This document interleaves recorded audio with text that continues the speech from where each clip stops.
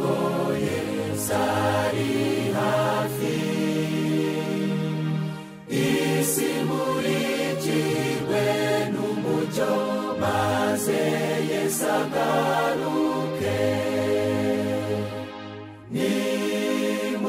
Nimusingize uwo mwana w'intama watambwe, nimwamamaze ko Yesu agiye kwima. Reka nanone twongere dushime Imana cyane. Reka tuyishimire yuko uburinzi bwayo buhorana natwe. Reka tuyishimire yuko itwemereye kongera kugaruka muri uyu mwanya mwiza, kandi inkomyi zose yahanganye nazo, kuko twebwe nta mbaraga twari dufite, ariko Imana yabikunze kuko hari icyo yifuza kutubwira n'ubundi muri uyu mugoroba. Izina ryayo rihabwa icyubahiro. Tugiye gukomeza ibyigisho byacu mu gitabo cy'intambara ikomeye, nk'uko Imana yabyemeye kandi ikabituringaniriza muri iyi minsi. Ndabinginga cyane rero kugira ngo dusabe Mwuka w'Imana aze abane natwe ubwo tugiye kwiga ijambo ry'Imana, kugira ngo tuze gusoza buri muntu wese abashije kugira umugisha ku Uwiteka. Kandi tusabe Imana cyane buri wese ubwo tutangiye, ngo Mwuka Wera afashe buri muntu wese. Rwose ibi byigisho turi kwiga, iki gitabo aho Imana izemera ko tuzagereza muri bino byigisho twatangiye byacyo 42, rwose Mwuka w'Imana azakorere muri ibi byigisho, bidutera impinduka zidasanzwe, zitwiteguza gusangana Yesu Kristo ugiye kugaruka vuba cyane bidatinze. Ndasaba Imana cyane rero ngo yaba ngiye ugiye kuvuga, kandi namwe tugiye kwigana aya magambo, ijambo nk'uko mu by'ukuri atari n'iryacu ahubwo ari iry'Imana, rize nk'uko mu by'ukuri ijambo ry'Imana ryaremye umuntu. Reka n'ubundi iri jambo ryongere ritureme bundi bushya, kandi ridusigemo umutima rwose ufitiye inyota Imana, umutima ushaka Imana nta buryarya, umutima witeguye kumvira Imana kuri buri ntambwe, mbese umutima wifuza gusa n'Imana mu mico yayo. Reka rero n'ubundi mbere yuko dutangira iki cyigisho, reka mu by'ukuri nongere mbombeke amaso dusenge maze twigire mu cyigisho. Ndagushimye Mana yacu, ngushimiye yuko uburinzi bwawe buduhoraho. Ndakuraritse ngo ubwo ngiye kubumbura ijambo ryawe mvuga, imbaraga zanjye rwose zibure, kandi ubwo hano turi kumwe n'abantu tugiye kwigana iki cyigisho, reka twese uduhe kumvishwa nawe, kandi n'abantu bazakurikira iki cyigisho nyuma y'uko dusoza kucyigisha, ni ukuri bazakugirireho umugisha. Nibyo rero nibyo mbumbuye akanwa ngusaba muri kano kanya, kandi ngusabye ubuyobozi bwawe ko bubana natwe kugeza tugeze ku musozo. Ugomeze kudufasha mu izina rya Yesu, amen. Tugiye kwiga icyigisho cya 17 mu gitabo cy'intambara ikomeye, nicyo tugezeho. Icyigisho cya 17 kivuga ngo integuza za mu gitondo. Integuza za mu gitondo rero bavandimwe, nk'uko twagiye twiga ibyigisho byatambutse, ndifuza yuko muri kino cyigisho nacyo tugira ibyo tukigiraho, kandi Mwuka w'Imana akagendera imitima yacu akatwumvisha mu by'ukuri icyo yifuza kutwumvisha. Integuza za mu gitondo, mbese mu by'ukuri integuza za mu gitondo, iri jambo bishaka kuvuga iki? Ese ijambo ry'Imana iyo rivuze igitondo ubundi riba rishaka kuvuga iki? Ndagira mbabwire yuko iyo dusomye amagambo umutwe byonyine ngo integuza za mu gitondo, hari ikintu tuba dukwiriye guhita ko twumva. Integuza nk'uko dusanzwe tubizi, bisobanuye ikintu kibanziriza ikindi, ikintu mu by'ukuri kirangira abantu ikindi kintu kigiye kuba, cyangwa se kibanziriza ikintu runaka. Icyo ngicyo nicyo cyitwa integuza, ikintu kibanziriza ikintu runaka maze kikakigaragaza, nicyo tuzi nk'ikintu cyitwa integuza. Ariko se kuki wongerwaho ijambo ngo za mu gitondo? Iyo ijambo ry'Imana rivuze ngo integuza za mu gitondo bivuga ukugaruka kwa Yesu Kristo. Niyo mpamvu indirimbo nyinshi cyane, hari indirimbo hari indirimbo nyinshi dukunda kuririmba zigaragaza ngo umuseke wo mu gitondo, umuseke utambitse, ariko bashaka kwerekeza ku gihe Yesu Kristo azaba agarutse. Rero integuza za mu gitondo bivuga ibintu byose bigomba kuranga kubanziza cyangwa se kugaragaza ukuza kwa Yesu Kristo, ukugaruka kwa Yesu Kristo. Ibyo bintu byose, ibyo ibimenyetso byose byagombaga kubanziriza, bigomba kubanziriza kuza kwa Yesu Kristo atungutse ku bicu. Ibyo bintu nibyo bita integuza za mu gitondo, kubera ko mu gitondo bivuze igihe Yesu Kristo azaba agarutse. Ndajya mbabwire yuko rero ibi bintu nibyo tugiye kureba, izo nteguza za mu gitondo tugerageze kureba izo arizo zavugwaga muri kino cyigisho, kandi ibyo bintu tubaza no kubira mu buryo bw'umwuka, turebe natwe integuza z'igitondo dutegereje Yesu Kristo agiye gutunguka ku bicu. Izo nteguza natwe muri kino gihe cyacu tugire gute tuzirebe, kuko iki cyigisho kivuga iby'ibintu byabaye mu mateka, ariko nanone kirenga ibyo by'ayo mateka, ahubwo kikaza no mu gihe cyacu. Turaza kureba ari izi nteguza mu gihe cyashize izo zarizo, ariko tunareba izo nteguza icyo zishushanya muri kino gihe cyacu, maze ibyo bintu tubihuze turusheho kumenya mu by'ukuri aho twaba duhagaze. Ijambo ry'Imana iyo tugiye kureba ku iparagrafe ya mbere muri kino cyigisho ku ipaji ya 118 baravuze ngo paragrafe ya mbere paje ya 118 baravuze ngo inyigisho yo kugaruka kwa Kristo ni amagambo ari hagati. Inyigisho yo kugaruka kwa Kristo niyo pfundo ry'ibyanditswe byera. Kuva umunsi Adamu na Eva bavaga muri Edeni babogoza amarira, abana b'Imana bakomeje gutegereza ukuza k'uwasezeranywe aje gutsemba imbaraga y'umurimbuzi, maze akabagarura muri paradizo batakaje. Intungane z'Imana zo mu gihe cya kera zategereje kuza kwa Mesiya mu ikuzo rye ngo ibyiringiro byabo bisohore. Enoki wo mu gisekuru cya karindwi, uhereye ku bigeze gutura muri Edeni, wa wundi wagendanye n'Imana ku isi imyaka 300, yashoboye kubonera kure kugaruka k'umucunguzi. Yaravuze ati, Uwiteka yazanye n'inzovu nyinshi z'abera be kugira ngo agirire bose ibihura n'amateka baciriweho. Mu ijoro ry'umubabaro we umukurambere Yobu yavuganye ijwi rirenga ryuzuye ibyiringiro bitageganyezwa ati, nzi yuko umucunguzi wanjye ariho kandi ko amaherezo azahagarara mu isi. Nzareba Imana mfite umubiri, nzayireba ubwanjye, amaso yanjye azayitegereza Sayuni. Rero ndagira mbabwire yuko ikintu kimwe cyamwe gishishikaza abakristo kandi mu by'ukuri kikabatera ibyiringiro ndetse n'imbaraga, ni ikintu cyitwa kugaruka kwa Kristo ku nshuro ya kabiri. Iyi nsanganyamatsiko ivuga ibyo kugaruka kwa Yesu Kristo aje gutora abera be cyangwa se ubwoko bwe, ni insanganyamatsiko yakunze kunezeza abantu b'Imana. Nari musoma amagambo mu minsi yashize mu gitabo cy'abakurambere n'abahanuzi kino kivuga ngo Enoke na Seti bagaragazaga uburyo ngo muri icyo gihe ngo ubundi ngo abantu bari baragiye ngo bariheba, kugeza ubwo ngo bari bazi yuko mu by'ukuri umuntu yakora neza cyangwa yakora nabi, amaherezo n'ubundi azapfa kandi akagenda buheriheri. Rero ngo muri icyo gihe ngo iyo nyigisho Satani ngo yari yarizamuye mu bantu cyane, kugeza ubwo ngo abantu bageze igihe bati ibyiringiro, kugeza ubwo ngo abanyabyaha babwiraga abakiranutsi ati se n'ubundi ko mukora neza, icyaha Adamu yakoze ko cyatwokoje urupfu rw'iteka ryose, ibyo bintu byo kwirirwa n'ubundi mukora neza bimaze iki? Ko mwakora neza cyangwa mwakora ibyaha amaherezo twese tuzapfa rumwe. Kugeza ubwo ngo icyo kintu cyagiye kibudika umwijima mu bantu, Satani aragikuza cyane, ariko ngo binyuze Imana ibonye yuko icyo kintu igomba gukuraho iyo nyegamo cyangwa se iyo myumvire itari yo Satani yarateje mu bantu yaciye bacaga intege, nibwo ngo yemeye yuko Enoki ajya mu iyerekwa, maze noneho imuhereza iyerekwa nk'uko tumaze kurisoma hano muri Yuda. Twihuse Yuda igice cya 14, ndifuza yuko mbabwira iyerekwa Imana yahaye umukurambere bita Enoki kugira ngo iyo myumvire ive mu bantu.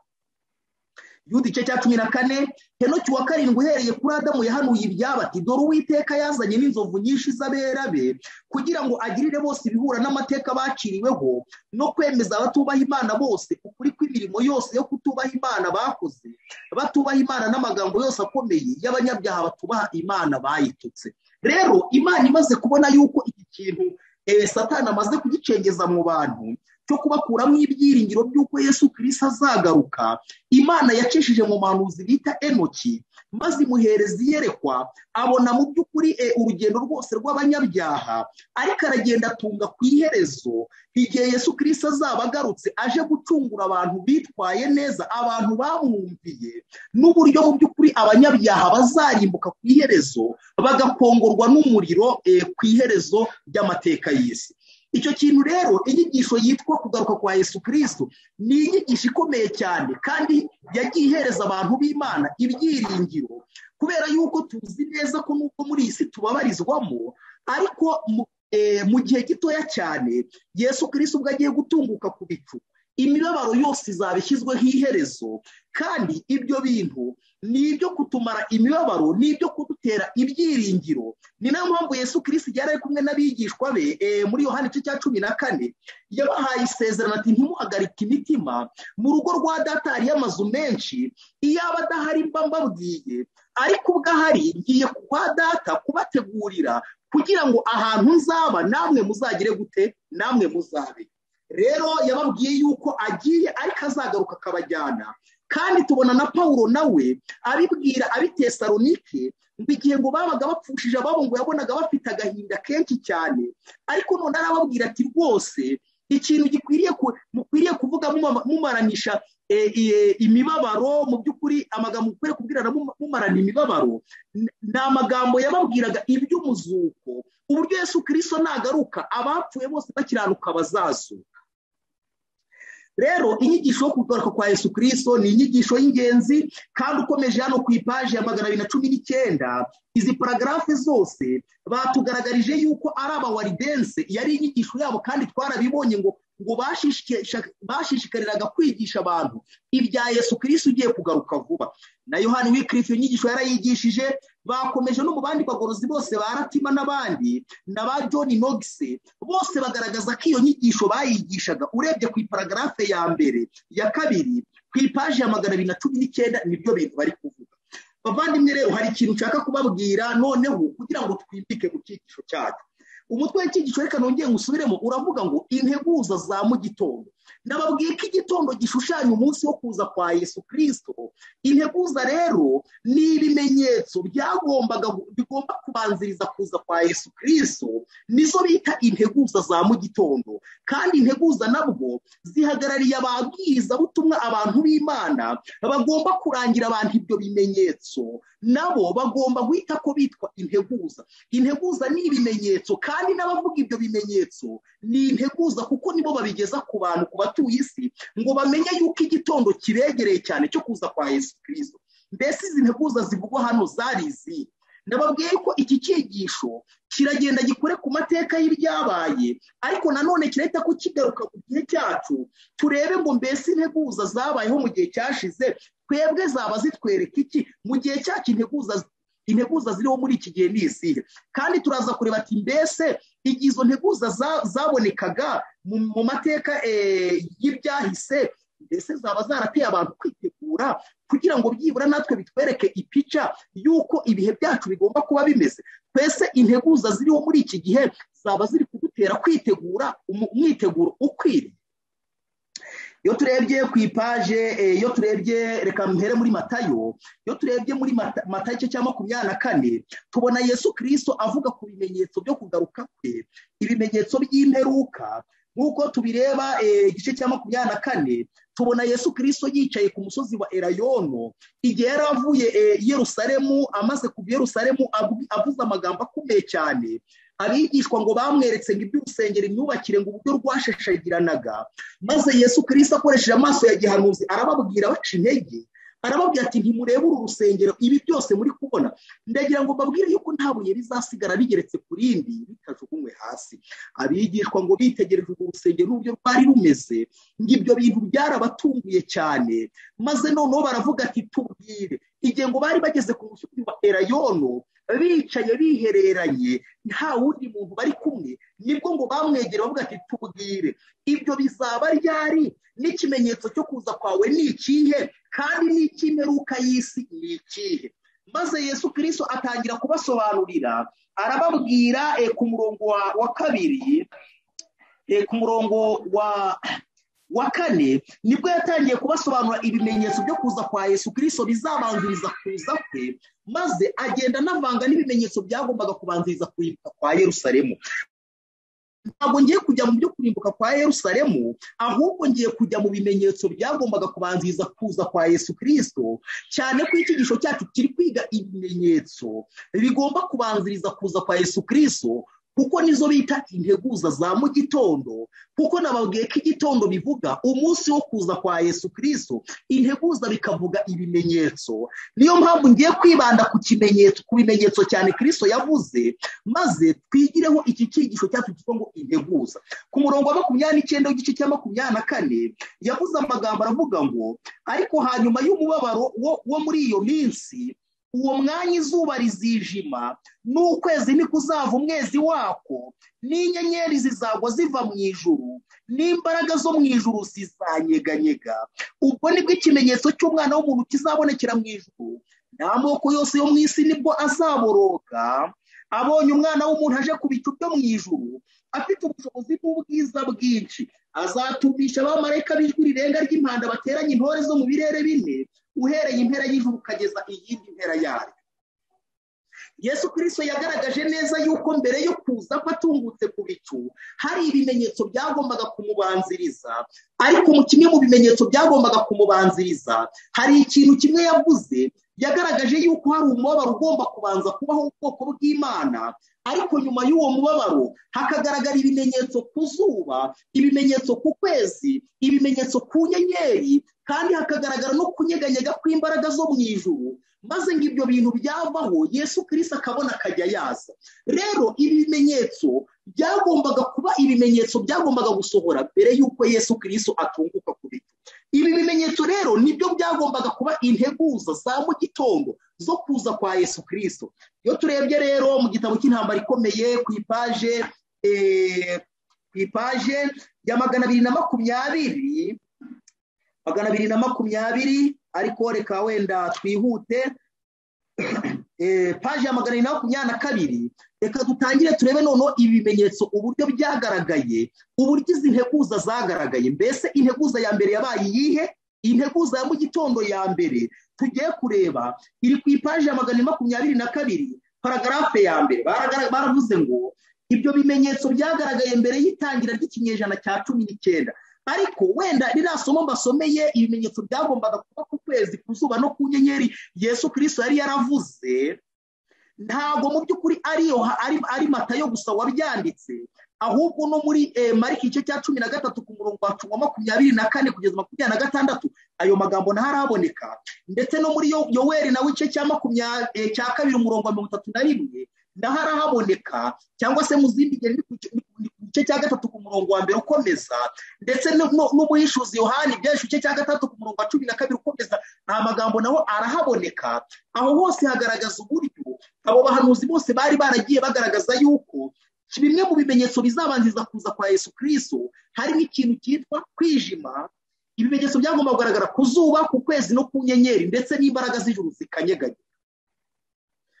Muri ijambo ry'Imana impamvu menya neza yuko abantu dukwiriye kuryizera kandi ntagire n'umuntu ubishidikanya, birantangaza kubona umuhanuzi bita Yoweri, umuhanuzi wabayeho mu gihe cya Isiraheli imbere cyane. Biratangaza kubona ahanura ibintu, akavuga ibintu byagombaga kuba neza neza ibona nkubone, kandi ibyo bintu bigasohora nk'uko yari yarabivuze. Ariko ukanabona ibyo bintu byongeye kuvugwa na Matayo, ndetse ukabona ibyo bintu byongeye kuvugwa na Yohana umuhishuzi. Ibyo bintu birantangaza cyane, kandi mbese bigatuma ndushaho kwizera ijambo ry'Imana mu buryo buteye ubwoba. Rero ibyo bimenyetso byose mbabwiye byavuzwe n'abahanuzi batandukanye, kandi tugiye kureba ukuntu byaje gusohora nyuma, nyamara byari byaravuzwe mbere cyane.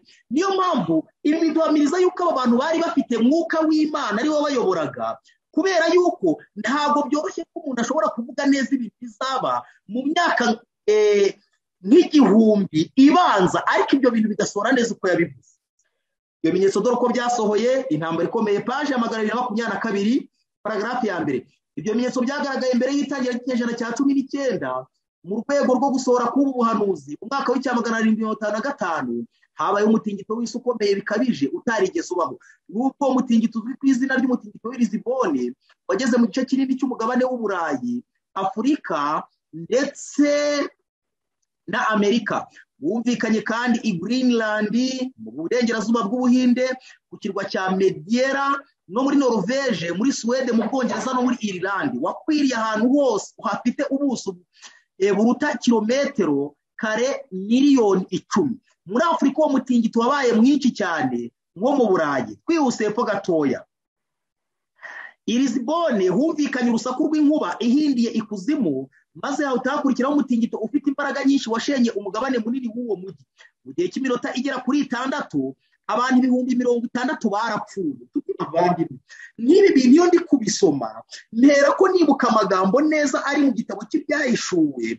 Amagambo ari mu gitabo cy'Ibyahishuwe cya 6 avuga ku kimenyetso cya 6 cy'imenwa. Iki kimenyetso cya 6 cy'imenwa, nimwumve amagambo bahise ko bavuga kugira ngo ahari wenda tujye tubasha mu by'ukuri kumva ibintu bizaba. Ikimenyetso cya 6 cy'imenwa, reka mbasomera ayo magambo kugira ngo ahari wenda tujye twumva ibintu bizaba. Umurongo wa 12 Byashoboye 6:12, nuko mbona amena ikimenyetso cya 6 habaye igishyitsi cyinshi, izuba ririrabura. Ibi ni bya bimenyetso Umuhishuzi nawe yavuze. Nuko mbona amena ikimenyetso cya 6 habaye igishyitsi cyinshi, izuba ririrabura nk'ikigunira kiboheshejwe ubwoya, ukwezi kose guhinduka nk'amaraso, inyenyeri zo mu ijuru zigwa hasi nk'uko umutini iyo unyeganyejwe n'umuyaga mwinshi uragarika imbuto zawo zidahishije. Ijuru rikurwaho nk'uko bazinga igitabo cy'umuzingo, imisozi yose n'ibirwa byose bikurwa ahantu habyo.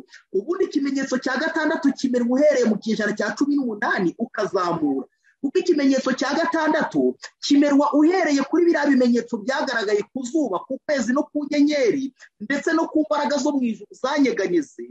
Ubu ni ubundi buhanuzi wenda Imana niduha uburyo tuzabasha kwiga, ariko ikimenyetso cya 6 niho gitangira kumenwa, maze ikimenyetso cya 6 kigakomeza kikagera mu cyago cya 6 neza. Icyago cya 6 ubundi gisozanya n'ikimenyetso cya 6. Baravuze ngo kuko iyo tugeze ku murongo wa 14 ubwo tuba tugeze mu cyago cya 6 neza cyamanutse. Ijuru rikurwaho nk'umwambaro, nk'uko bazinga igitabo cy'umuzingo, imisozi yose n'ibirwa byose bikurwa ahantu habyo. Abami bo mu isi n'abatware bakomeye n'abatware b'ingabo n'abatunzi n'abubasha n'imbata zose n'ab'umudendezo bose bigisha mu mavumo no mu bitare by'imisozi, babwira imisozi n'ibitare bati nimutubwire muduhishe amaso yicaye kuri ya ntebe n'umujinya w'umwana w'intama, kuko umunsi ukomeye w'umujinya wabo usohoye, kandi ninde ubasha guhagarara adatsinzwe. Iyo ndebye ukuntu ngo abantu bakomeye bazahunga, iyo ndebye ukuntu ngo abantu bazihuta cyane babwira imisozi ngo ibahushe, iyo ndebye ukuntu muri iyi minsi abantu b'Imana bingingwa cyane kugira ngo biyegurire Imana, iyo ndebye ukuntu abasore n'inkumi barushaho kunanira Imana cyane ku mugaragaro kandi babihisemo, iyo ndebye ukuntu abana batemera guhitamo umurongo ababyeyi babigisha wo gukurikira Imana, nkaba ndeba ukuntu mu minsi itari myinshi cyane bazasesera babura aho bihisha, ababyeyi ntacyo baba kibamariye kuko babananiye, baniniye ijwi ry'Imana. Iyo ndebye ukuntu ababyeyi benshi cyane banga guhitamo Imana, abana babo bakayihitamo, nkaba ndeba ukuntu abantu bazagwirirana babuze aho bahungira kandi barahawe igihe cyo kwakira Imana mu mibereho yabo bakabyanga. Ibyo bintu bintera agahinda cyane, ariko kubera yuko nta n'icyo wabikoraho, icyo wakora gusa ari ukurangurura ukabwira abantu bagahunga umujinya ugiye gutera. Ibyo bintu birababaje cyane. Tuti bavandimwe, mwebwe dukurikiranye iki cyigisho, ndabinginze cyane ngo ibi bintu turi gusoma he kuzagira umuntu n'umwe bisohoreraho, kandi n'umuntu wese uzumva iki cyigisho ndamwinginze cyane ngo ahite mu Uwiteka bigishoboka kuko abona. Reka dukomeze dusome iby'iki gishyitsi, uburyo ibimenyetso byatangiye kugaragaza izi nteguza. Baravuze ngo ubwa mbere amazi y'inyanja yasubiye inyuma asiga inkengero zumutse, maze yongera kugarukana ubukana afite ubuhagarike bwa metero 15 cyangwa zirenga ku rugero yari asanzwe ariho. mu bindi bintu bidasanzwe bivugwa byabaye i Lisbonne muri icyo gihe cy'akaga ni ukurigita k'urukuta rushya aho amato yahagararaga rwari gitiye mu nyanja rwari rwarubakishijwe amabuye y'agaciro kandi rutwara umutungo munini abantu benshi cyane bari bahahungiye kugira ngo bakire ariko mu kanya gato rwa rukuta rugari narwo rurarindimuka rurarigita ku buryo nta murambo n'umwe washoboye kureremba hejuru y'amazi. Ndagira amabwire yuko uyu mutingito wabaye ngo warigishije abantu ngo bagerageje guhungira mu mazu yari akomeye cyane muri icyo gihe ariko nayo ngo yararigise maze abantu bose bakikiriramo. Abantu benshi cyane ngo birukiye ngo mu makatedrale, benshi cyane ngo birukiye mu nsengero bibwira ko insengero mu by'ukuri ziri buze kubakiza icyo cyago cyari kibaye, ariko ibyo byose byabaye by'ubusa nabyo byose birarigita. Ibyo bintu mu by'ukuri bishobora kugaragaza neza ipica y'ibintu bigiye kuba. Nk'iyo turebye n'ubundi Papa Francis muri iyi minsi tubona yuko ari gushuka abantu benshi cyane igihe mu by'ukuri ibyorezo biri kwaduka ku isi ndetse n'ibyiza byinshi cyane. Kandi ibyo bintu Yesaya igice cya 24 batubwira yuko isi mu by'ukuri ihumanijwe n'abaturage bayo kubera yuko banze gukurikiza amategeko y'Imana, bishe amategeko y'Imana n'isezerano ryayo. None abatuye isi batangiye gusarura ku ngaruka zo kugomera Imana, ariko biratangaje iyo tujya tukumva mu by'ukuri Papa Francis arimo avuga amagambo y'ubuhendanyi abwira abatuye isi bati impamvu mu by'ukuri impamvu isi iri gutezwa ibyorezo ni uko ngo abantu ngo banze kuruka ku munsi w'icyumweru, kandi uwo munsi w'icyumweru nawo ubwawo urimo kugomera Imana no kugomera Imana cyane. Turabona umupapuro muri iyi minsi uri gukoreshwa na Satani aho ari kubwira abatuye isi ngo mwebwe nimuruke ku munsi w'icyumweru, umunsi w'igihimbano, umunsi Imana itigeze ishyiraho. Nimumara kuruhukaho ibi byorezo nka coronavirus biraza guhagarara n'ibintu by'ihindagurika ry'ikirere. Ariko nk'uko mu by'ukuri ari gushuka abatuye isi, igihe mu minsi igiye kuza ibyago by'imperuka bigiye gutera, ntekereza ko abantu bazamuhungiraho bahungira mu za katedrale n'insengero bibwira yuko hari icyo yabamarira. Ariko biratangaje kubona uburyo nawe azaba ari guhunga amaso yicaye ku ntebe ari kubwira imisozi n'ibibaya ngo bibahishe, nk'uko abo bayoboke yayobeje nabo bazaba bari guhunga. Ntacyo azabamarira, izo ngoro zose zizarigiswa n'umutingito. Ijambo ry'Imana rigaragaza ko mu cyago cya 6 ngo hazakubita igishyitsi maze ibintu byose bihungabane, amazu y'amayetaje abantu biringiye yose arigite. Kumva hazaba ibintu biteye ubwoba cyane, abayobozi nabo bayobejwe bose bazaba bari guhunga, nta warengera undi n'umwe. Ibyo bintu bigiye kuzasohora cyane kandi abantu babireba n'amaso yabo. Ndabinginga cyane nshuti bavandimwe, mwebwe muri kumvira ijwi, ngo Imana idufashe iduha umwiteguro ukwiriye cyane, umwiteguro ukwiriye cyane. Rero ubuhanuzi Yesu Kristo yari yaravugiye mu bahanuzi nk'uko mu by'ukuri yabivuze ko mu by'ukuri hazabaho kugegagega kw'imbaraga zo mu ijuru mbere yo kugaruka kwe. Ibi bintu byasohoye mu cya 755. Uwo mutingito wabaye i Lisbonne nyirizina muri Portugal, imbaraga zo mu ijuru ziranyeganyega. Kandi uwo mutingito ntiwabaye i Burayi gusa, ahubwo wageze no muri Afurika ndetse no muri Amerika, maze hatikira abantu benshi cyane. Wari umutingito uteye ubwoba. Mbese mu by'ukuri ibimenyetso byaba byaragarukiye hano, ahubwo tubona n'indi heguza. Iyo turebye ku ipaje n'ubundi kuri no paje ya 422 ku iparagrafe yaho ya nyuma baravuze ngo uwo mutingito wahise ukurikirwa no gusenyuka kw'ibigo by'abapadiri. Ibyo ngibyo wenda reka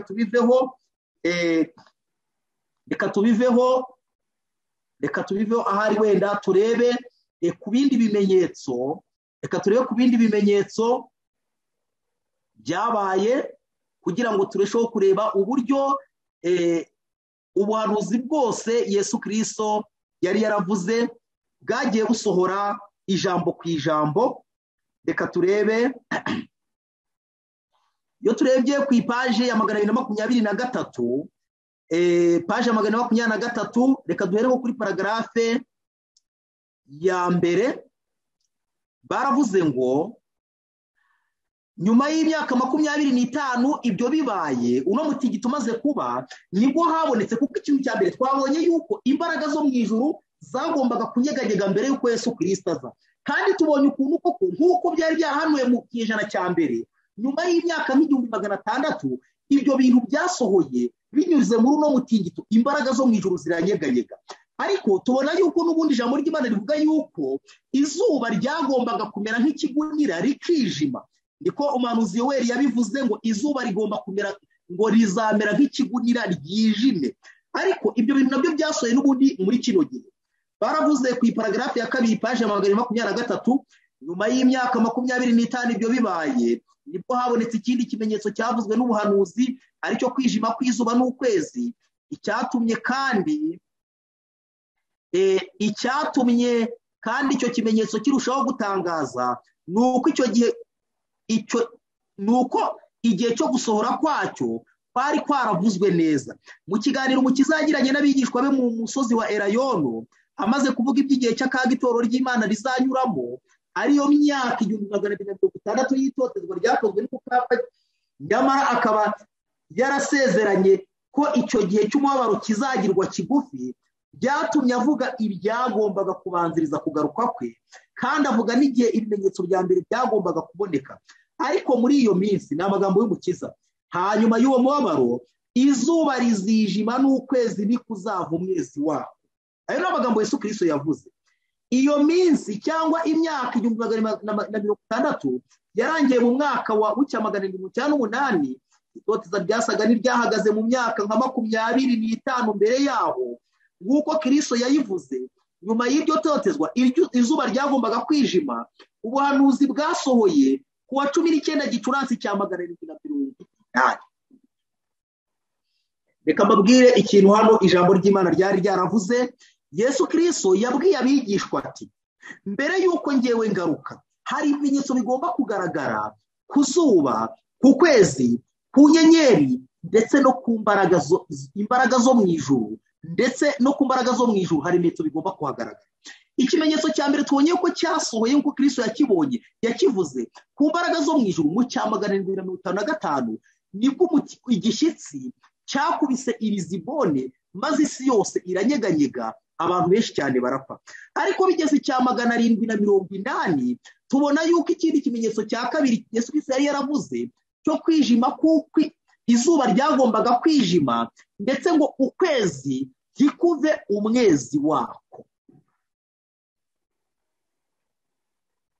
Ibi bintu neza nk'uko Kristo yabivuze biratangaje kubona byarasohoye neza. Kandi ikindi kintu Yesu Kristo yari yaravuze, mwibuke yuko amagambo Yesu Kristo yavuze yaravuze ngo nyuma y'uwo mubabaro izuba rizijima, ukwezi nikuzava umwezi wako, imbaraga zo mu ijuru zizanyeganyega. Kandi nk'uko yabivuze niko byasohoye, kubera yuko tubona yuko hari igihe cy'umubabaro cyagombaga kubanza gucaho. Iki gihe cy'umubabaro gihura n'igihe cy'umwijima nababwiye. Igihe cy'umwijima cyaturutse muri 538 kikageza mu cya 798. Iki gihe cy'umwijima cyamaze imyaka 1260.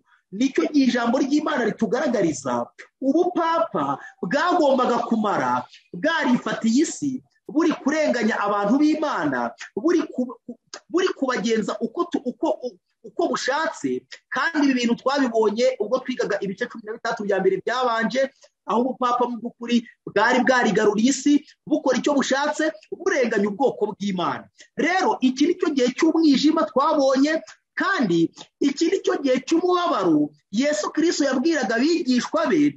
Ariko arababwira ngo nyuma y'iyo minsi y'umubabaro, iyo minsi y'umubabaro ivugwa hano ni iminsi 1230 cyangwa se imyaka 1260 yatangiye igihe akarengane k'ubupapa katangiraga muri 538 kugeza icya 798, igihe inyamaswa yasaga n'ikomeretsa uruguma rwica. Papa Pio wa gatandatu afungiwe muri gereza Ivalence kugeza igihe apfiriyemo. Rero iyo myaka 1260 nicyo gihe cy'umubabaro Yesu Kristo yavugaga, abwira abigishwa be, arababwira ati nyuma y'iyo minsi y'umubabaro hari ibindi bimenyetso bizagaragara. Mu yandi magambo Yesu Kristo yarababwiye ati mbere y'uko ngaruka hari ibimenyetso bigomba kumbanziriza. Kimwe mu bimenyetso bigomba kumbanziriza, umunyabugome ubupapa bugomba kubanza kwigarurira isi yose. Byamara kuyigarurira hakabaho igihe cy'umubabaro, igihe cy'akarengane, bugomba kumena amaraso y'abera bisumba byose, bukarenganya abera bisumba byose, bugahindura ibihe n'amategeko. Maze icyo gihe cy'umubabaro nikimara gushira, Yesu Kristo ababwira ibindi bimenyetso byagombaga kuza nyuma y'igihe cy'umubabaro. Arababwira ati hazabaho ibindi bimenyetso bizagaragara ku zuba, ku kwezi no ku nyenyeri, ndetse no ku mbaraga zo mu ijuru. Naratangaye cyane kubona ukuntu Yesu Kristo ibintu yavuze byasohoye. Ariko reka mbabwire ikindi kintu yavuze. Yaravuze ati iyi minsi mu by'ukuri y'umubabaro izagabanywaho, kubera yuko itaza kugabanywa, ati nta ntore na zimwe, intore z'Imana ntizajyaga kurokoka. Biratangaje kubona neza koko iyi minsi ngo yaragabanyijwe. Ubundi iyi minsi y'akarengane no gutotezwa no kwicwa yagombaga kuva muri 538 ikagenda ikageza neza mu cya 708, igihe Papa Pio wa gatandatu yafungwaga na General Berthier wa Napoleon.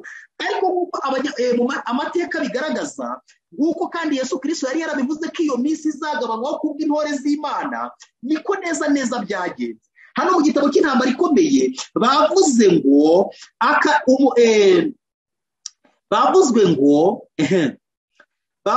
ariko iyo minsi hanyuma y'uwo mubabaro izuba rizijima. Hano bavuze ngo iyo minsi cyangwa imyaka 1600 yarangiye mu mwaka w'998. Itotezwa ryasaga n'iryahagaze mu myaka nka 25 mbere yaho, nk'uko Kristo yavuze yabivuze. Rero biragaragara yuko Yesu Kristo yagaragaje yuko iyo minsi y'umubabaro yagombaga kubanza kugabanywa kubw'intore z'Imana.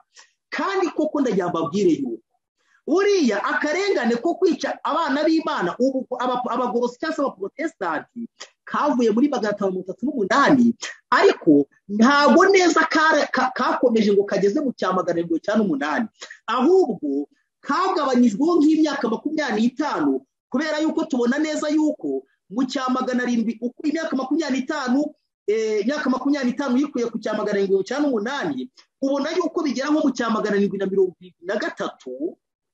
Kandi neza ndajyambabwire yuko mu cya 773 ubundi niho akarengane neza kari kameze nk'akagize gute kadasoje.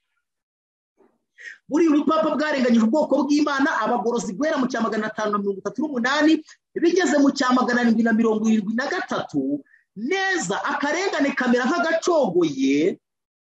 Rero akarengane aho kugira ngo kagere mu cya 708, ahubwo kabaye nk'agahosha mu cya 773. Ushobora kwibaza ati mbese niki cyatumye gahosha? Icyatumye gahosha twakibonye mu cyigisho cyashize mu minsi yashize, nuko muri icyo gihe abajosuite bari babaye nk'abakomwe mu nkokora, itoro Kiliziya Gatolika ryari baye nk'irikomwe mu nkokora, maze ibihugu byivungurira itoro Kiliziya Gatolika, ibihugu by'Iburayi byivungurira abajosuite, noneho bamera nk'abacitse imbaraga mu buryo bw'uburyarya. Nk'uko nabibabwiye, ubupapa bumera nk'aho buhagaritse umuryango w'abajosuite ndetse buranawirukana, ndetse niho twabonye umujenerali ngo yafunzwe mu buryo bw'uburyarya, afungirwa mu bwahitwa Ikaste Sant Angelo, ariko ngo mu buryo yahuraga na Papa Clement wa 14.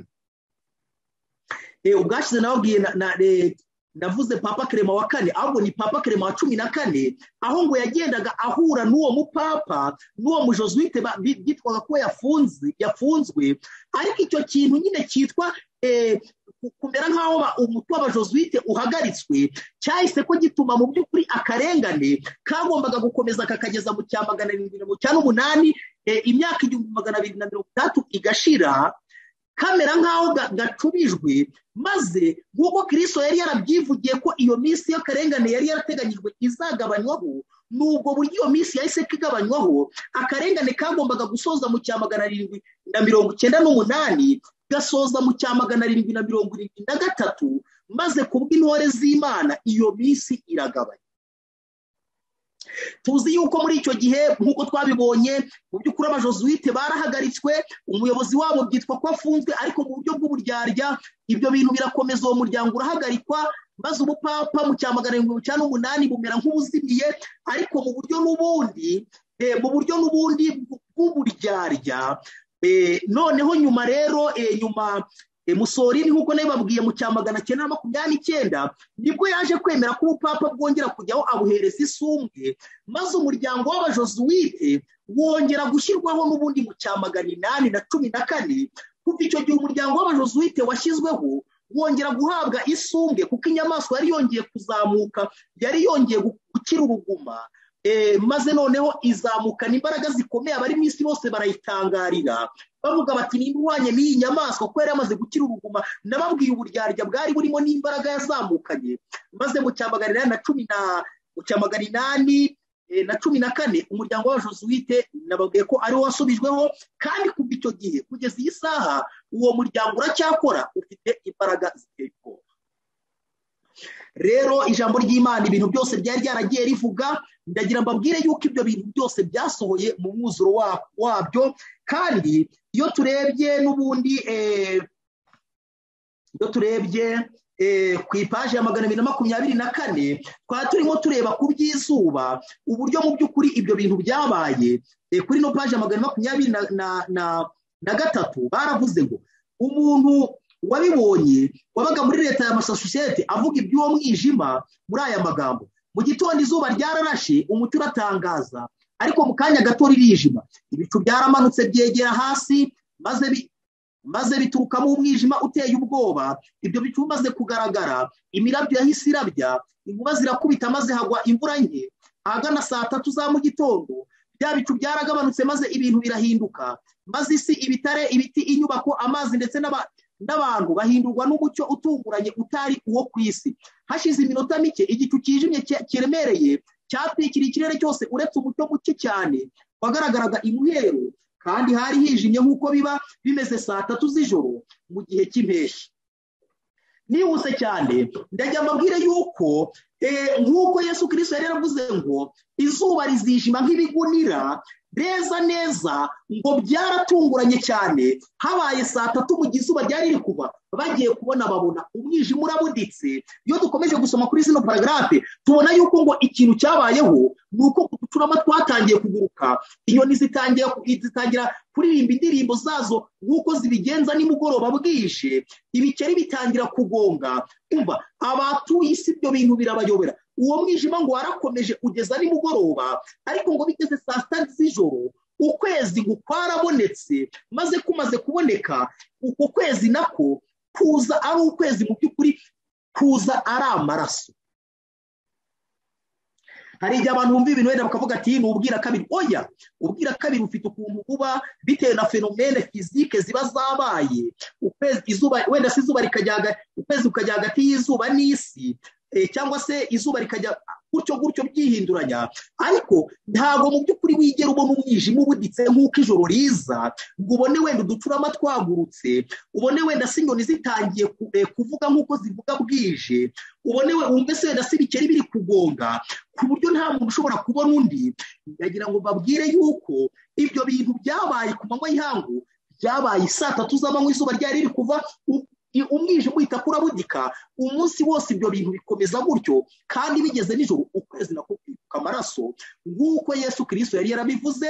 Bwa mbere habangije umutingito, imbaraga zo mu ijuru ziranyeganyega. Bwa kabiri izuba ririjima, ukwezi guhinduka amaraso, nk'uko Yesu Kristo yari yarabivuze. Ndajya mbabwire yuko ibintu Imana iba yaravuze byose bigomba gusohora gutyo, kandi nyine ndajya mbabwire yuko buriya ibintu by'Imana tuba dukwiriye kubiha mu by'ukuri agaciro, kandi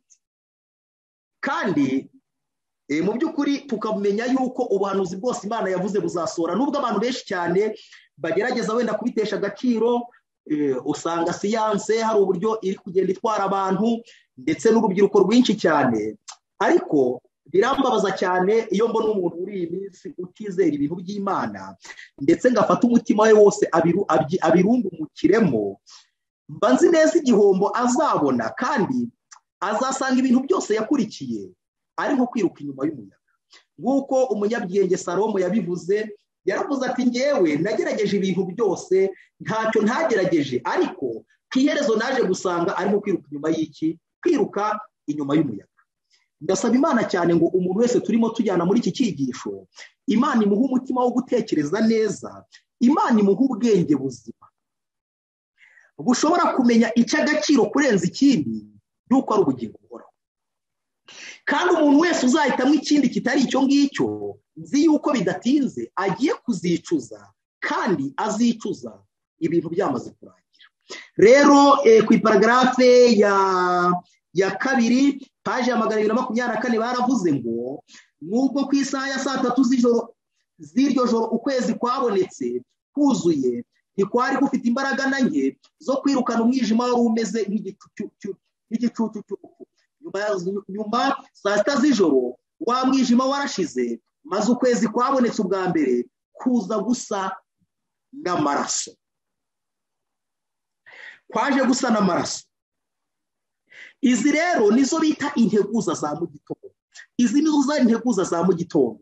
Ibi bimenyetso byose zari integuza. Ibimenyetso byari bigaragaye rero, ndajya mbabwire yuko cyari ikimenyetso neza kigaragaza yuko Yesu Kristo agiye kugaruka. Uko Yesu Kristo yari yaravuze ngo hari ibimenyetso bizambanziriza. Ukwezi kuzava umwezi wako, izuba rizijima, imbaraga zo mu ijuru zizanyeganyega. Kandi ikintu gitangaje, yaravuze ngo ibyo bintu bizaza nyuma y'umubabaro uzabaho. Uyu mubabaro nababwiye ko ari akarengane kagombaga kuba mu myaka 1600, kandi twabonye yuko ako karengane nubwo kari gateganyijwe mu myaka 1600, kakaba kari kugomba guhera muri 538 kugeza icya 798. Yesu Kristo yari yaravuze irindi jambo aravuga ngo ako karengane kazagabanywaho gato kubw'intore z'Imana. Kandi neza tubona yuko akarengane ntabwo kaje kugeza neza mu cya 798 ngo iyo myaka 1600 yose ishire, ahubwo koko imyaka 25 uko tubibona hano yabaye nk'igabanywaho, akarengane gasa n'agasoje mu cya 723.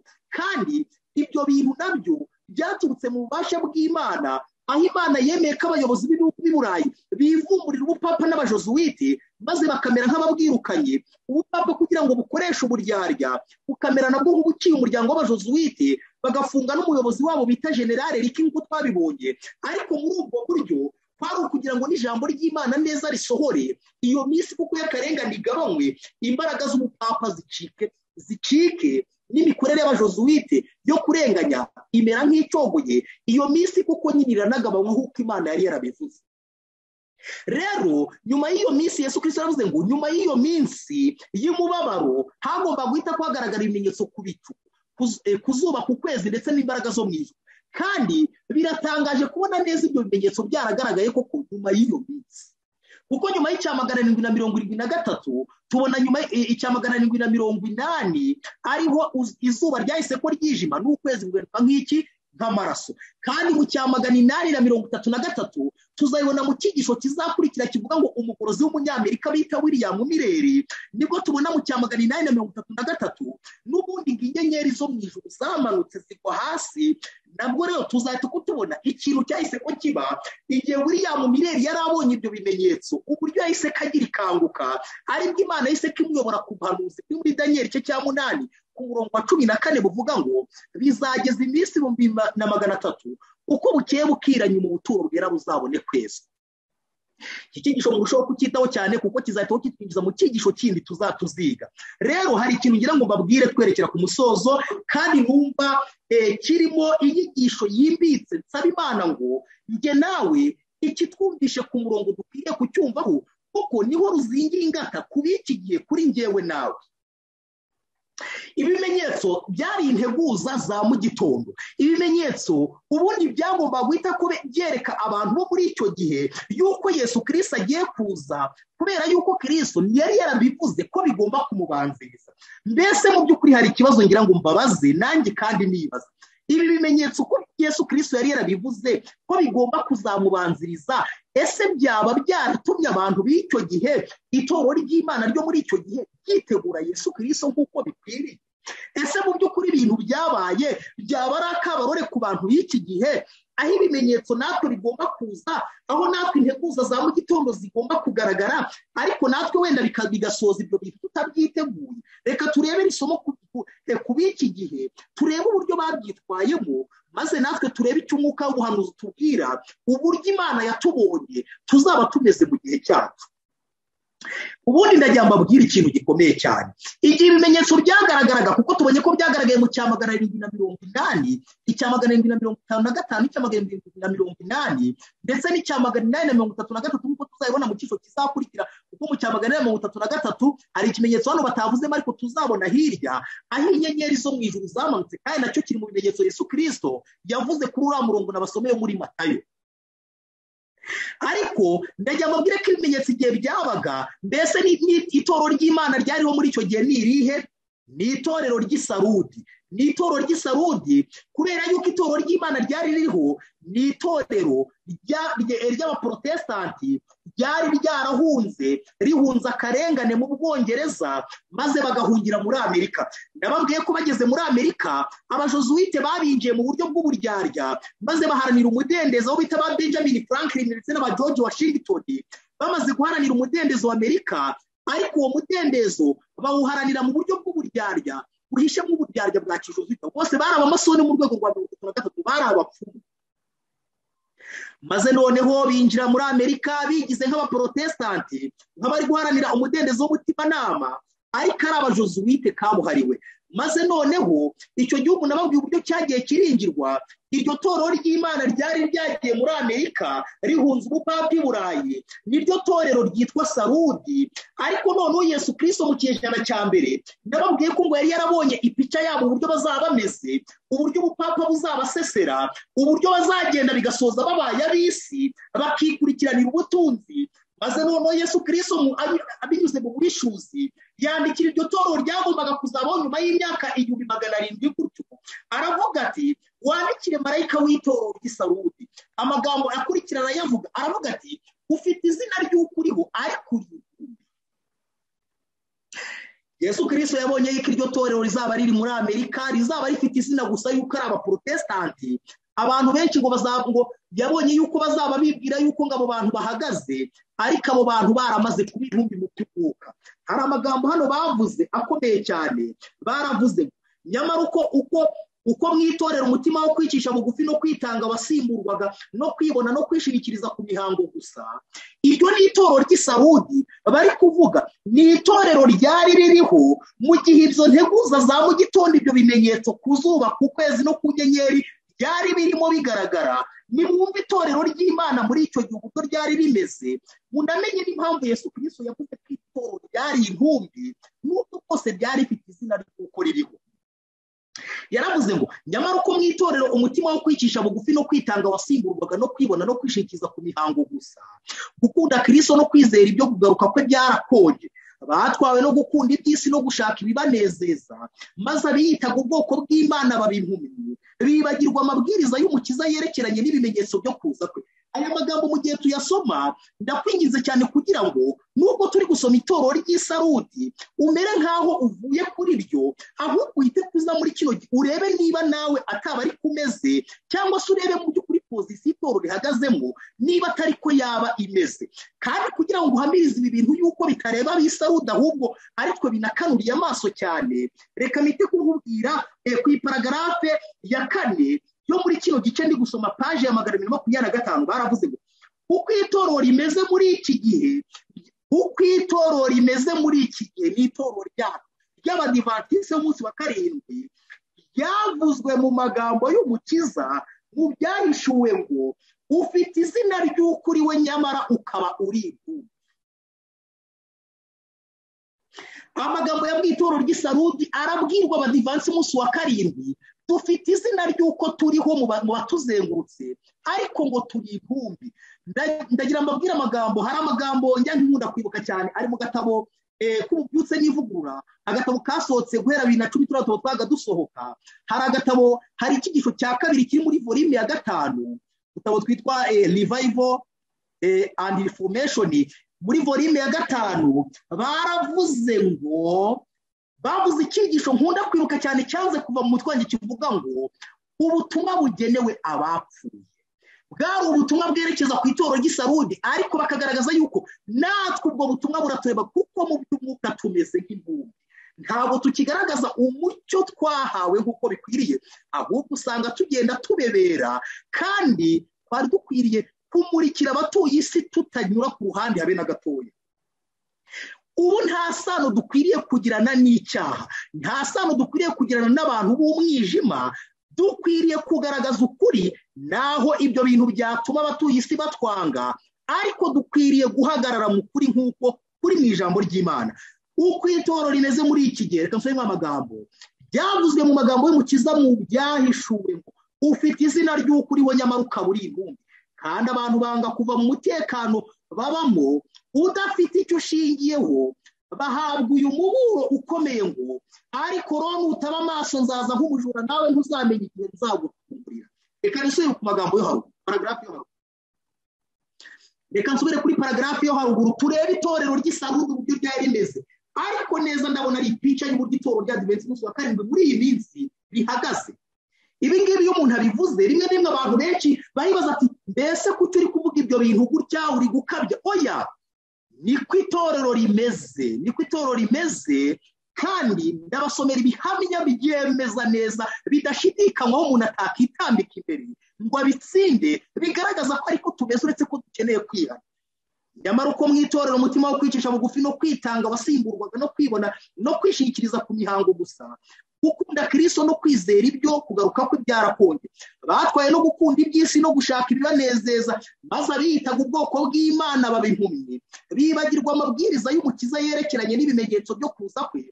Inyigisho zivuga ibyo kugaruka kwe ntizitaweho, ibyanditswe bikuvugaho byasobanuwe nabi bihindukira abantu umwijima, kugeza ubwo byirengagijwe ndetse byibagirana burundu. Uko niko byagenze by'umwihariko mu matorero yo muri Amerika. Nababwiye ko ari amatorero yo muri Amerika iri n'Isarudi bari kuvugaho. Mu matorero yo muri Amerika umudendezo no kugubwa neza abantu b'inzego zose bari bafite, irari rikabije ryo gushaka gukungahara no kwinezeza, gutwarwa no gushaka amafaranga, guharanira kwamamara no gukomera byasaga n'ibishakwa na bose, byateye abantu kwerekeza inyungu zabo n'ibyiringiro byabo ku bintu by'ubu buzima, maze bibigiza kure rwose iby'urya munsi ukomeye ubwo ibikorwa ku isi byose bizahinduka ubusa. Nguko ku itorero ry'Isarudi abantu bari baragiye muri Amerika bitewe n'umudendezo w'ikinyoma wari warahimbwe n'abajosuite, barawiringiye basaya mu by'isi, maze basigarana izina ry'uko bari ariko mu by'umwuka ari imbumbe. Kandi bavuze ngo uko itorero rimeze muri iki gihe bihishurwa n'amagambo neza yabwiwe rino torero ryo muri Amerika, ryari riri muri Amerika muri kino gihe itorero ry'Isarudi. Nshuti bavandimwe banjye, ndagira mbabwire yuko iki kintu kirakomeye cyane, kandi iki kintu dukwiriye kucyitaho cyane, kandi iki kintu ni umuburo ukomeye cyane kuri twebwe, kubera yuko turamutse tutacyitayeho, ndagira ngo mbabwire yuko iki kintu cyadukoraho. Iyo turebye muri Luka igice cyaho cya 21 tubona hari amagambo akomeye cyane, amagambo atwereka mu by'ukuri itorero ry'Imana uburyo rigomba kuba rimeze. Ariko reka mbanze nongere nsome ku iparagrafe ikurikiye iyi ngiyi narindi gusoma ku ipaje ya 225. Baravuze ngo igihe Umukiza yabwiraga abayoboke be ibimenyetso byo kugaruka kwe, yanababwiye ibyo gusubira inyuma mu kwizera bizabanziriza kugaruka kwe. Uko byagenze mu minsi ya Nowa, hazaba ibikorwa ndetse n'ubucuruzi bw'iby'isi no gushaka ibinezeza, bazaba bagura bagurisha, bahinga bubaka barongora bashyingira, bibagirwe Imana n'iby'ubuzima bw'igihe kizaza. Kristo yaburiye abariho muri icyo gihe avuga ati ariko mwirinde imitima yanyu ye kuremererwa n'ivutu no gusinda n'amaganya y'iyi si, uwo munsi ukazabatungura. Nuko rero mujye muba maso musenga iminsi yose kugira ngo mubone kurokoka ibyo byose byenda kubaho no guhagarara imbere y'Umwana w'umuntu. Nshuti bavandimwe, hari ikintu Mwuka w'Imana arimo ambwira muri iyi minsi, kandi icyo kintu nifuza kubabwira cyane. Hari amasomo abiri ijuru riri kunyerekezaho kandi dukwiriye gutindaho cyane, akajya mu bwonko bwacu Imana ikayashimangiramo. Isomo rya mbere riri mu Rwambere rwa Timoteyo igice cya 3 ku murongo wa 6 rivuga ngo icyakora kubaha Imana iyo gufatanyijwe icyo akora kubaha Imana iyo gufatanyijwe n'umutima unyuzwe kuvamo inyungu nyinshi, kuko ntacyo twazanye mu isi kandi ntacyo tuzayikuramo. Icyo akora ubwo dufite gasoma ayo magambo kugira ngo ntayavuga akagira ibyo ntaruka. Icyo akora kuko kubaha Imana iyo gufatanyije no kugira umutima unyuzwe kuvamo inyungu nyinshi, kuko ari ntacyo twazanye mu isi kandi ntacyo tuzabasha kuyikuramo. Ariko ubwo dufite ibyo kurya n'imyambaro biduhagije tunyurwe nabyo, kuko abifuza kuba abatunzi bagwa mu mosha no mu mutego no mu irari ryinshi ry'ubupfu ryangiza rikaroha abantu mu bibahenebereza bikabarimbuza. Kuko gukunda impiya ari umuzi w'ibi byose. Hariho abantu bamwe bazirarikiye barayoba, bava mu byo kwizerwa bihandisha imibabaro myinshi. Iri isomo riri mu Filipi cya 3 ku murongo wa 7, aho Pawulo yavuze ngo ibyarindamu yanjye byose nabitekereje nk'igihombo ndetse mbibona nk'amase, kuko kuronga ubutunzi butagerwa ari bwo Yesu Kristo. Irindi somo riboneka mu Galatiya cya 6 ku murongo wa 14 rivuga ngo ariko ngewe singiratana ibindi kiretse umusaraba wa Yesu Kristo wateye ko iby'isi bimbera nk'ibibambwe nanjye nkabera iby'isi nkuba. Ayo masomo ni amasomo muri iyi minsi ari kungarukamo cyane. Ejo bundi nayo ndimo nyaganira n'umuvandimwe wanjye turimo mubwira uburyo abantu benshi cyane muri iyi minsi ikintu kigiye gutuma basigara muri iyi si ni ugukunda iby'isi. Ndagira mbabwire yuko tugiye kugera ku murongo aho umuntu wese utarihanye gukunda mamoni, amafaranga, uwo muntu wese agomba gusigara ndabara, agomba gusigara, kuko ngo benshi baraziyarikiye barayoba bihandisha imibabaro. Kandi ngo gukunda impiya ni umuzi w'ibibi byose. Ahantu gukunda ubutunzi biri, kwizera kuyonga nk'ishashi. Ndabinginga cyane ngo Imana itwigishe amasomo. Hano rero baravuze bavuze amagambo akomeye cyane. Yesu Kristo avuga ibimenyetso byo kuza kwe, yanagaragaje ipica y'uburyo ibintu bizaba bimeze mbere y'uko agaruka, uburyo abantu bazaba barindumuriye mu isi, maze abivuga muri aya magambo. Aravuga ngo nk'uko byagenze mu minsi ya Noha hazaba ibikorwa ndetse n'ubucuruzi bw'iby'isi no gushaka ibinezeza, bazaba bagura bagurisha, bahinga, bubaka, barongora, bashingira, bibagirwa Imana n'iby'ubuzima bw'igihe kizaza. Ikibazo si uguhinga, ikibazo si ukubaka, ikibazo si ugushingira, ikibazo mu by'ukuri si ikindi, ahubwo nuko abantu ibyo bintu bazabikora babikore mu murongo udakwiriye, bibatwara umutima kugeza igihe ngo bibagirwe kuza kwa Yesu Kristo, maze abatungure nk'uko Nowa yinjiye mu nkuge abantu ntibamenye. Kristo yaburiye abariho muri icyo gihe avuga ati ariko mwirinde imitima yanyu ye kuremererwa n'ivutu no gusinda n'amaganya y'iyi si, uwo munsi ukazabatungura. Nuko rero mujye muba maso musenge iminsi yose, kugira ngo mubone kurokoka ibyo byose byenda kubaho no guhagarara imbere y'Umwana w'umuntu. Iki kintu kiratangaje cyane. Iyo tuvuga hano ibyo kugwa ivutu n'ibiki byose, ubwo tuba twageze no muri temperance hose, aho muri iyi minsi ubona abantu mu by'ukuri amahame yo kwirinda yamaze kubananira, kubera mu by'ukuri kandi kutirinda bigasoza hari n'ibyaha batazanesha mu buzima bwabo. Nk'ubu ngubu abantu benshi cyane iyo babwiye amahame y'ibyo kwicungira amagara mazima, temperance, uburyo bagomba kwitungira amagara mazima, kwita ku ibyo bintu byose, yaba imirire, imyambarire, ibyo bumva, ibyo bareba, ibyo bintu byose abantu benshi cyane ntibabyitaho, ariko birasa naho abo bantu kunesha kuri bo bamaze kubisezera rwose. Nubwo babiririmba, nubwo babivuga mu masengesho, mu gihe cyose amahame y'ubuzima atitabwaho, nta muntu uzanesha rwose. Kunesha icyaha ntibyashoboka amahame ya temperance umuntu atayumva. Ibyo bintu byose bituma imitsi yumva idakora neza, ngo Mwuka w'Imana akorane nayo. Ibyo bintu byose bikwiriye gukurwaho, bigakurwaho neza, abantu bakabisezerera. Dukwiriye kwinjira mu bitabo Imana yaduhishuriye ibintu byose, yatweretse ibyo tugomba kurya, ibyo tutagomba kurya, ibikabura umubiri. Ibyo bintu byose igitabo Kirama ku mirire kibigaragaza neza, Council on Food and Diet kibigaragaza neza.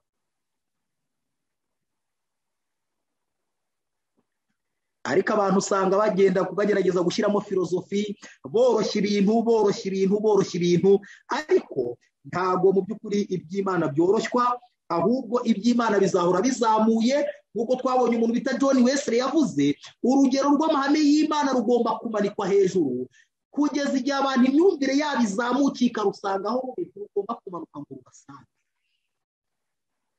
kandi abantu nibatazamuka ngo barusange, wese yaravuze ngo bagombe kwizera babe bategereje kurimbuka nta kindi. buriya ubutumwa bwiza bukwiriye kuvugwa mu mwuzuro wabwo, abantu bakabwirwa inzira ifunganye. ntabwo inzira urugero rwa gikristo ntihakagire ubashuka ngo agerageze no koroshya iyi nzira. ni inzira ifunganye. Yesu Kristo yaravuze ngo kuyinyuramo ntibyoroshye kandi abayinyuramo ni bake, biraruhije. ariko ngo mugire umwete wo kunyura muri iryo rembo rifunganye. iri rembo rifunganye umuja w'Imana aryerekwa mu gatabo k'intumwa y'Imana.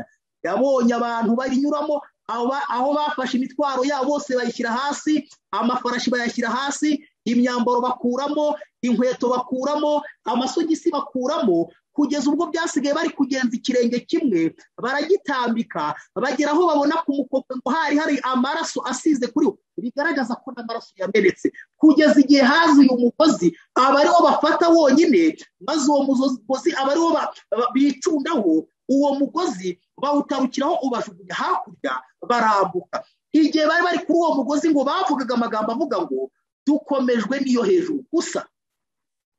ibyo bigaragaza uburyo ibintu byacu byose tugomba kugeraho tubinyagwa, ibyo twishi byose bigasigara muri iyi si, tukabisiga tugasigara gusa dufashe ku mugozi ari we Yesu Kristo, akaba ari we twishingikirijeho gusa. tuvuga nk'abo bantu umuja w'Imana yabonye mwerekwa avuga ngo dukomejwe n'iyo hejuru kugeza igihe twambukiye tukagera kuri Kanani yo mu ijuru.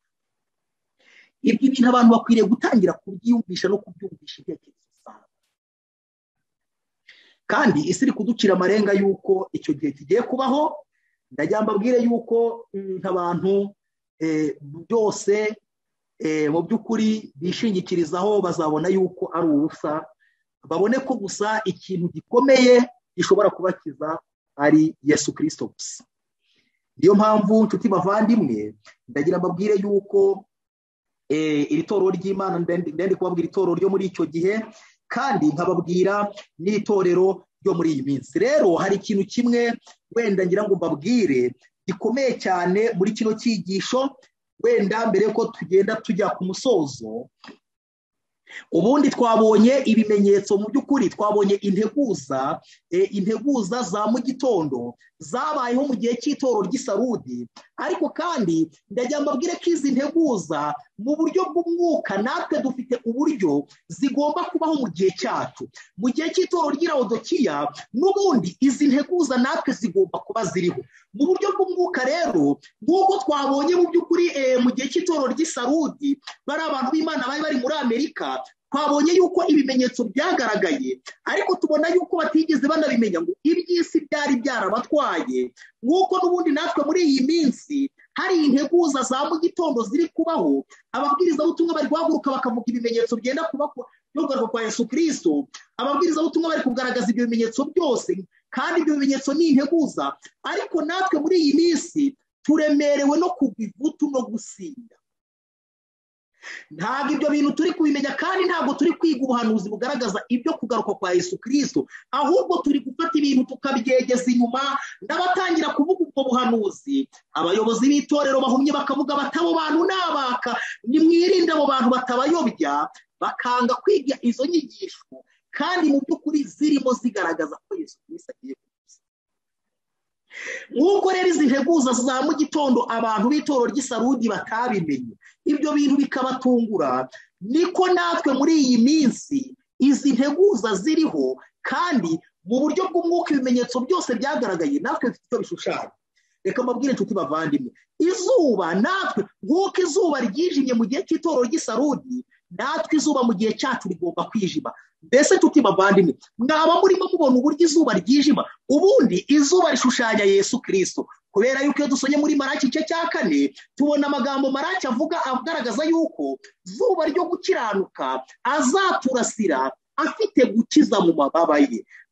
abakurikira Uwiteka ngo zuba ryo gukiranuka azabarasira ariko ngo afite gukiza mu mababa ye. Rero Yesu Kristo asobanuye izuba rigomba kuturasira rifite gukiza mu mababa yaryo, kandi uyu zuba asobanura zuba ryo gukiranuka Yesu Kristo yatuzaniye ubuntu. Ariko rero ubwo buntu Yesu Kristo yatuzaniye ni ubuntu bugomba kutubatura, ni ubuntu bugomba kudukura mu mirimo ya kamere, maze bugatuma twera imbuto z'umwuka, tugakura imirimo myiza, nk'uko tubona mu Efesiyo 2:8 hari amagambo avuga ngo kuko turi abo yaremye ituremeye imirimo myiza ariko muri Kristo Yesu.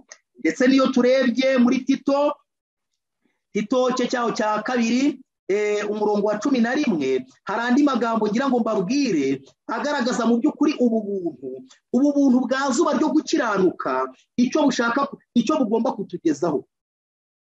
Tito 2 umurongo wa 11 kuko ubuntu bw'Imana buzanira abantu bose agakiza bwabonetse, butwigisha kureka kutubaha Imana n'irari ry'iby'isi, bukatwigisha kujya twirinda dukiranuka kubaha Imana mu gihe cya none. Iri ni izuba ryo gukiranuka. Zuba ryo gukiranuka azaturasira afite gukiza mu mababa ye, kandi zuba ryo gukiranuka Yesu Kristo umutima yamaze kurasira, ikintu cya mbere ateza muri uwo mutima ni ukubaha Imana no kunesha icyaha. Nicyo kintu cya mbere kigaragaza yuko izuba ryarasiye mu mitima yacu. Ariko nshuti bavandimwe, natwe ubu ngubu dufite integuza. Hari integuza za mu gitondo ziri kugaragara mu itorero ry'Imana, aho izuba natwe ubu ngubu ryamaze kwambara ibigunira, aho izuba ritari kurasa ngo rigaragaze urumuri rwaryo mu mitima yacu, dutangire kunesha icyaha, intsinzi y'icyaha iboneke mu mibereho yacu, maze izuba rikaba riri kwambara ibigunira mu mitima y'abantu bavuga ko bategererwa kwa Yesu Kristo. Iryo zuba ntabwo riri kugaragaza kumurika kwaryo muri twebwe, ahubwo ryamaze kwijima mu mitima y'abavuga ko bategereje. Niba kugeza iyi saha abantu mu itorero ry'Imana bumva yuko kunesha icyaha bidashoboka, abantu bakaba bakizingazingiye muri iyo myumvire, niba bari ku mavi basaba ngo Imana ibahe kunesha, ubwo izuba ryamaze kuba ikigunira mu mitima yabo. Izuba ntabwo rikiri kumurika, izuba ryamaze kwirabura, ryamaze kuba ikigunira. Nubona mu itorero ry'Imana muri iyi minsi iyo mvugo mu by'ukuri idashaka kugaragariza abantu inyigisho yo kunesha icyaha irimo, haba mu bapasiteri, ukabona amahame yo kwirinda ntibayakozwa, ukabona baracyarya inyama, ukabona baracyafatafata ibintu byose, icyo ni ikimenyetso cy'uko izuba ryamaze kuba ikigunira. Aho kugira ngo izuba rimurike rifite gukiza mu mababa yaryo, ahubwo izuba ririmo rirahinduka ikigunira. Iyo nayo ubwayo ni integuza ya mu gitondo. Iyo ni integuza ya mu gitondo, ariko ibyo ndi kuyabwira mu buryo bw'umwuka. Hariya twabibonye mu buryo bw'amateka, ariko mu buryo bw'umwuka nabwo bigomba gusohora. Nubona abantu benshi cyane bari barakiriye Yesu Kristo bari gusubira inyuma, ukabona bari kuva mu byizerwa, ukabona bageze ku rwego rw'uko kunesha kuri bo bidashoboka, ubwo umenye yuko icyo yari integuza ya mu gitondo yuko Kristo agiye kuza. Izuba ryamaze kwambara ibigunira, kandi ukwezi nako ngo ntikuzava umwezi wako. Ukwezi kutava umwezi wako bisobanura iki? Ukwezi kuvuga imihango cyangwa se isezerano rya kera, aho mu by'ukuri tubona mu byahishuwe ngo umugore wari wambaye izuba ukwezi kuri munsi y'ibirenge bye, kandi ku mutwe atamirijwe ikamba ry'inyenyeri 12. Ukwezi kuvuga isezerano rya kera ryahishuraga isezerano rishya, byavugaga ibyagomba gusura mu isezerano rishya. Ukwezi rero nako ntikugomba kuva umwezi wako, ahubwo nako kugomba kwijima. Ibi bisobanuye iki? Bisobanuye uburyo abakristo muri iyi minsi mu itorero ry'Imana, nubona mu by'ukuri abantu bari gusoma imihango bagatinda mu mihango kugeza igihe batamenya icyo imihango isobanura, icyo gihe ukwezi ntikuzaba kwamuritse mu mwuzuro wako. Ntabwo iby'imihango ishushanya abantu na n'isaha bari kubimenya. Uri gusanga mu itorero abantu baheze muri twa dukino abantu bahozemo utugambo two gusetsa, n'utwo abantu bashaka gutindamo, ntibashaka kwahuranya ngo tubwirize ubutumwa bwa marayika wa gatatu mu mbaraga ikomeye, ukuri kw'iki gihe twihuse cyane. Ahubwo abantu baracyashaka guhendahenda abantu, bababwira babereka yuko ngo ibintu ngo hakiri amahoro, ibintu bigifite imyaka n'imyaka. Icyo ni ikimenyetso cy'uko ukwezi kutari kuva umwezi wako. Abantu batinze mu mihango, icyo yashushanyaga ntibari kukibona, niyo mpamvu batinze iyo ngiyo cyane. Kandi ikindi kimenyetso cy'integuza ya mu gitondo cyagaragaye kigomba kongera kugaragara mu gihe cyacu, ni imbaraga zo mu ijuru zigomba kunyeganyega. Izi mbaraga zo mu ijuru, igishitsi kigomba gukubita kikanyeganyeza, imbaraga zo mu ijuru zikanyeganyeza. Ibyo bivuga ishungura mu bwoko bw'Imana, kuko mu gitabo cy'inyandiko z'ibanze baravuze ngo neretswe ishungura, ariko iryo shungura nabonye yuko ryatewe n'inama y'umugabo wo guhamya idakebakeba ku Banyarodokiya.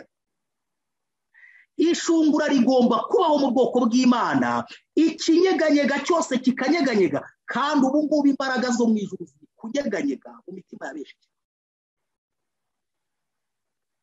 Ubu ngubu ikinyeganyega cyose hari igishyitsi kiri kunyeganyega kikikubita hasi. Bamwe bagomba kunyeganyezwa n'ubutumwa bubararikira kwihana, ubwo bukabashungura bukabanyeganyeza. Abandi bagomba kunyeganyezwa n'ubumenyi butimbitse mu byanditswe byera.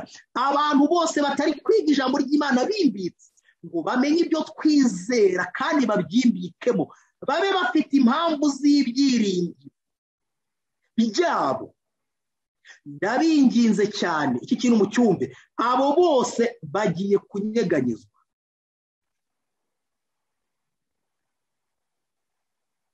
Niba uri kubona inyigisho z'ibinyoma zimaze gukwira ahantu hose, kugeza ubwo n'abigisha n'abizera b'itorero bari bakomeye, ukabona yuko batari kumenya ngo turakora iki, icyo cyitwa igishyitsi.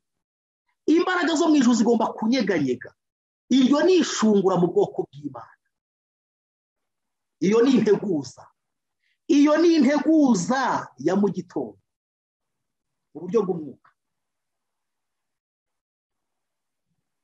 Reka nihute ngera ku musozo. Tugere ku musozo.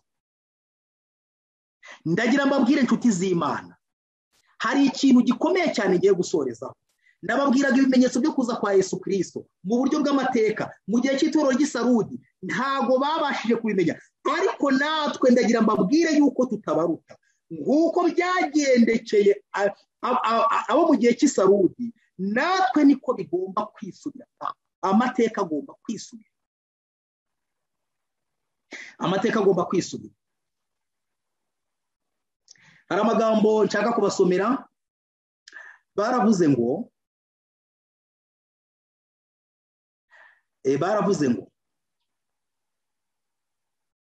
ku ipaji ya 227 paragarafe ya nyuma baravuze ngo ntabwo ab'intiti mu by'iyobokamana aribo basobanukiwe n'uku kuri, ntabwo birunduriye mu kukwamamaza. Iyo aba bajya kuba abarinzi b'indahemuka,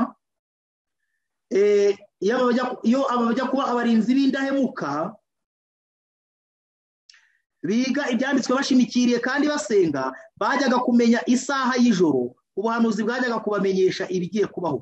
Ariko ntibabaye muri uwo mwanya, bityo ubwo butumwa buvugwa n'abantu bacishije bugufi cyane. Yesu yaravuze ati, nimugende mugifite umucyo mutarabiriraho mukiri mu nzira, kuko ugenda mu mwijima atamenya iyo ajya. Abantu batera umugongo umucyo Imana yatanze, cyangwa se bakirengagiza kuwushaka igihe bugufi bwabo, bene abo barekerwa mu mwijima. Ariko Umukiza aravuga ati, ni njye mucyo w'isi, unkurikira ntazagenda mu mwijima na hato, ahubwo azaba afite umucyo w'ubugingo. Umuntu wese ufite umugambi umwe wo gushaka gukora iby'Imana ishaka, agakurikiza by'ukuri umucyo yahawe, bene uwo niwe uzakira umucyo mwinshi kurutaho. Bene uwo azasohorezwa umucyo wo kurabagirana kw'ijuru, kugira ngo umuyobore mu kuri kose. Ndagira mbabwire ko iminsi turimo, niba ushaka yuko uzakira umucyo wose ugiye kuboneka muri iyi minsi, fata umucyo wose ijuru riri kohereza utagize n'akantu na gato usiga. Nugira akantu na gato usiga, undi mucyo wose uzahita kuguhindukira umwijima. Uko niko kuri.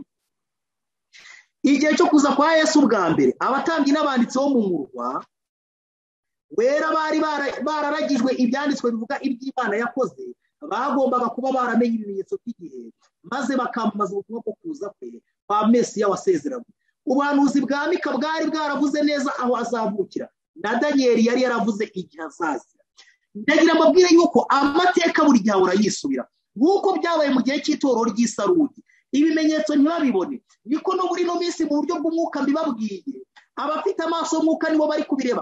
Mu buryo bw'umwuka biriya bimenyetso byose byabaye mu gihe cy'Isarudi, ndagira ngo mbabwire ko na n'iyi saha biri gusohora mu itorero ry'Imana. Izuba riri kwijima, ukwezi ni kuba umwezi wako, imbaraga zo mu ijuru ubu ziri kunyeganyega, kandi nk'uko ab'Isarudi batabimenye niko n'ab'iki gihe nabo batazabimenya. Kandi amateka buri gihe ahora yisubira, nk'uko ab'Isarudi batabimenye niko bo mu gihe cya Yesu Kristo Abayuda batabimenye, kandi niko n'ab'iki gihe benshi batazabimenya. Baravuze ngo ubuhanuzi bwa Mika bwari bwaravuze neza aho azavukira, na Daniyeli yari yaravuze igihe azazira. Nihuse cyane kugira tugere ku musozo. Iyo turebye kuza kwa Mesiya tubona yuko byari byaravuzwe n'abahanuzi. Mika 5:2 yari yaravuze neza yuko azavukira i Betelehemu, azavukira hari haravuzwe, kandi tubona neza yuko ikindi kintu gikomeye cyane, Daniyeli 9 ku murongo 24 ugakomeza, igihe yavugaga igihe Abayuda bari barahawe cy'imyaka 490, nawe yari yaravuze neza igihe Yesu Kristo azavukira, n'igihe arakivuga n'umwaka arawuvuga. Ariko ndagira mbabwire ikintu cyabaye gitangaje cyane, ntago Abayuda babimenye. Abayobozi mu by'iyobokamana, abatambyi n'abafarisayo, mbese barabimenye? Ntago bigeze babimenya, ahubwo bari bari mu buhumyi bukomeye cyane bw'iby'umwuka. Kandi amateka agiye kwisubira. Kugira ngo mbabwire ko ibi bintu bigiye kwisubira atari amagambo yanjye, reka nkoresha ibihamya. Paje ya 129 paragarafu ya nyuma, ni nako azabonekera ubwa kabiri abamutegereza kubazanira agakiza.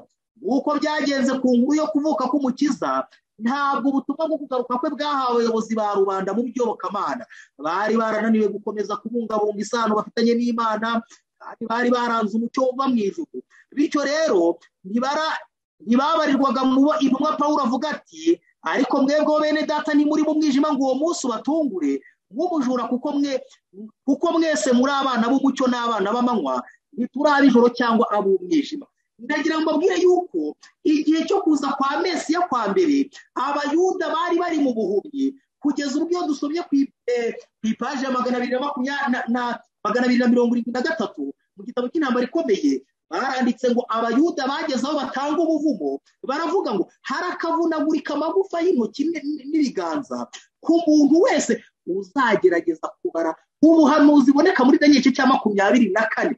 Ubuhanuzi bwavugaga igihe Mesiya agomba kuzira n'umwaka azavukamo.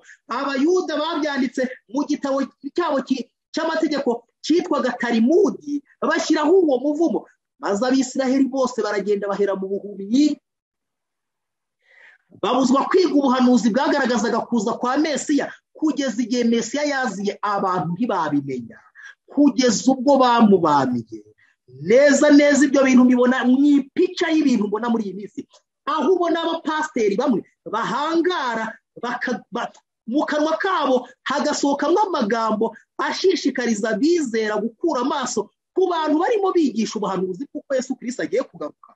Bakavuga ati abo bantu nabakamubirinde, abo ntaho bataniye n'Abayuda bo mu gihe cya kera bagerageje kwandika muri Talimudi imivumo ngo harakavunagurika umuntu wese uzasoma ubuhanuzi bwo kuza kwa Mesiya.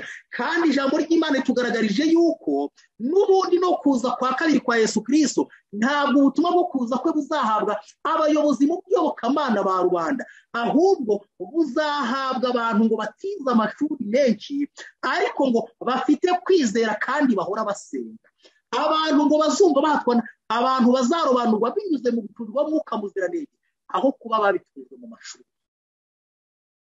Icyangombwa kimwe rukumbi kizaba guca bugufi, ntabwo kizaba kwiga amashuri menshi ya teolojiya. Oya, ahubwo reka mbamenere ibanga, benshi mu bize ayo mashuri ya teolojiya ntabwo bazatorwa muri uyu murimo uheruka, kubera yuko batemera ko imitima yabo ica bugufi.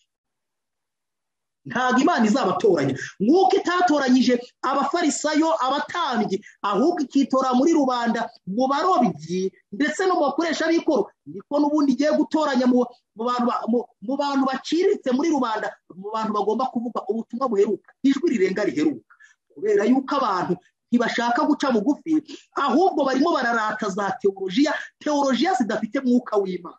Niyo mpamvu ngiye kubasomera amagambo kandi nkayabasomera ari amagambo yahuranya adaca ku ruhande.